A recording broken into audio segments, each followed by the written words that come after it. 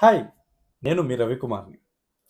ఈరోజు మనం మాట్లాడుకునే టాపిక్ ఏంటంటే, చాలామంది కొంత కంటెంట్ నేర్చుకొని, ఫర్ ఎగ్జాంపుల్ ఐటీలోకి వెళ్ళాలనే ఆలోచనలో డేటా సైన్సు, డెవాప్సు, జావాను, పైథాను అలాంటి కోర్సెస్ నేర్చుకొని, కొంత కంటెంట్ నేర్చుకొని, నాకు వచ్చు అని అనుకోవడం వల్ల మనకి జాబ్ ఆపర్చునిటీస్ రావట్లేదు. మీకు జాబ్ ఆపర్చునిటీస్ రావాలి అంటే, మీరు 3 విషయాలు చేయాలి. ఒకటి నౌకరీలో కానీ, మానిస్టర్‌లో కానీ, ఇండీడ్‌లో గానీ కొన్ని కీవర్డ్స్‌తో చెక్ చేసి, ఆ జాబ్ డిస్క్రిప్షన్‌లో వాడు ఏం అడుగుతున్నాడు? ఎక్కువగా అడిగే టాపిక్స్ ఏంటి? మీ మీ కోర్స్‌లో అంటే మీరు చేసిన టాపిక్స్‌లో. అవి చెక్ చేసుకొని వాటి మీద అప్డేట్ అవ్వడం చేయాలి. దానితో పాటు లింక్డ్ఇన్స్‌లో మీ ప్రొఫైల్స్‌ని అప్‌లోడ్ చేసుకోవాలి.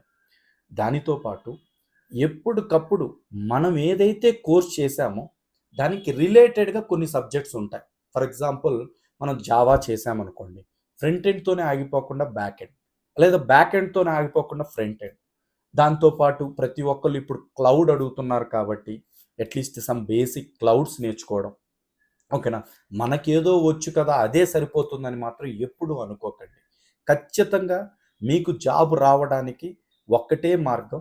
సింపుల్‌గా నౌకరీ గాని, మానిస్టర్ గాని, లింక్డ్ఇన్ గాని లేదా ఇండీడ్ కానీ వెళ్ళి అక్కడ మన కోర్స్‌తో సెర్చ్ చేసి, ఆ సెర్చ్ చేసినప్పుడు ఏం జాబ్ డిస్క్రిప్షన్ అడుగుతున్నారు, ఆ జాబ్ డిస్క్రిప్షన్ బేస్ చేసుకొని మనం కొంచెం మనకంటూ మనం కొంతగా నేర్చుకొని, కొంత స్కిల్స్ పెంచుకోవడం వల్ల మనకి జాబ్ వచ్చే అవకాశాలు ఎక్కువగా ఉంటాయి. సో, ఈ టిప్‌ని మీరు ఫాలో అవుతారని thank you. Thank you so much.